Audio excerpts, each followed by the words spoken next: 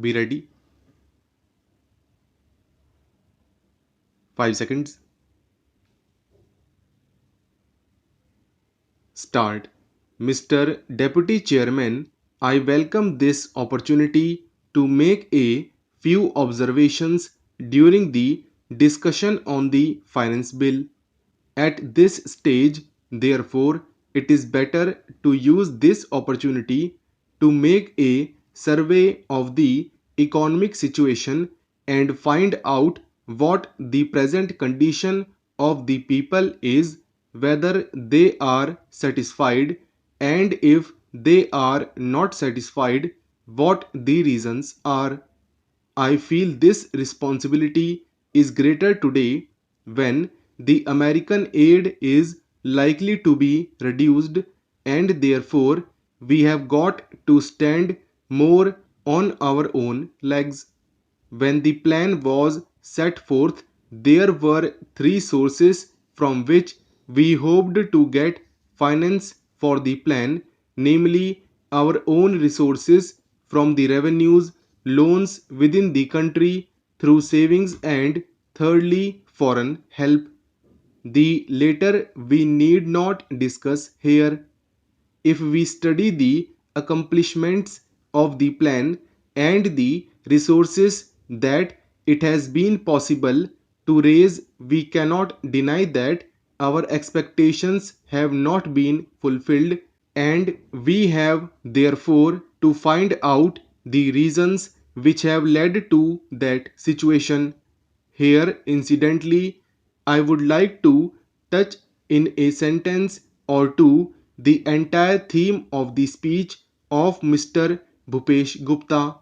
It is very easy to say this should be done or this could have been done from the opposition point of view, but I would like to ask him a question and he can reply to it later in some other speech, whether in Russia it would be possible for anybody not in the debate in the parliament but even outside to utter a single sentence against the government policy. In our democratic setup, we have allowed the people to criticize government policies. Even as Congress people, we are free to criticize the policies of the government, but the point is whether the doubts raised in the minds of the public by the people in the opposition who show their loyalty to a different setup would be conducive to create the enthusiasm that is necessary and the inspiration that is necessary to give their very best to fulfill the targets of the plan. The planned economy is really not a thing that will go successfully hand in hand with a democratic setup unless some other things are there, and they are the inculcation of a national spirit, giving of proper national education to develop a national outlook. Unless these things are done as they are in other countries like England, unless that type of spirit is created in the country by all the people of all types of views, not being allowed to create differences and doubts in the minds of the people, we cannot, in a democratic setup, have the success which we want, and we cannot fulfill our promises to the people.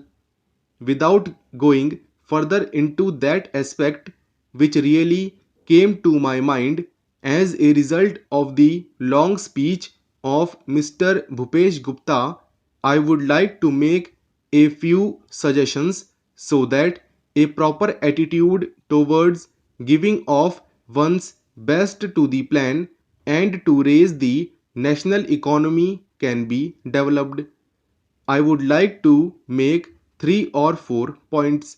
Firstly, we have to see that we take steps to check corruption at any level, whether it is among the people in the public sector or among the officials.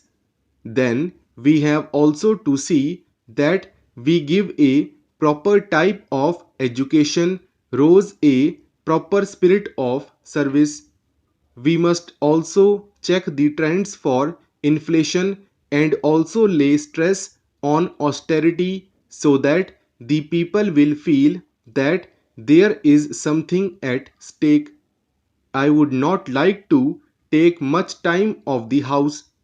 The main problem in our country is the growing population, and in spite of all the efforts that are made to raise the standard of living and raise production etc., the results are not as easily perceptible as they should have been. That is a separate problem by itself, but in spite of that, it is possible for the government to show better results if the government were to undertake immediately and see that some of the promises that are made, the acts that are passed, and the plans that are drawn up are properly implemented. I have been seeing this lacuna in the present position. Now the government have started a new ministry called the Coordination Ministry. It was very necessary because the plans of the different ministries sometimes were likely to go contrary to each other's aims. I do not want to go into details. For instance, take the question of the promotion of export. A commodity may be exported, but the price of that commodity in the country to the consumer may go on rising. Who is to see to that? Take tea for example, it had to be exported and nobody was there to see whether there was enough tea for consumption in the country and what was the price at which it was available to the consumer in the past.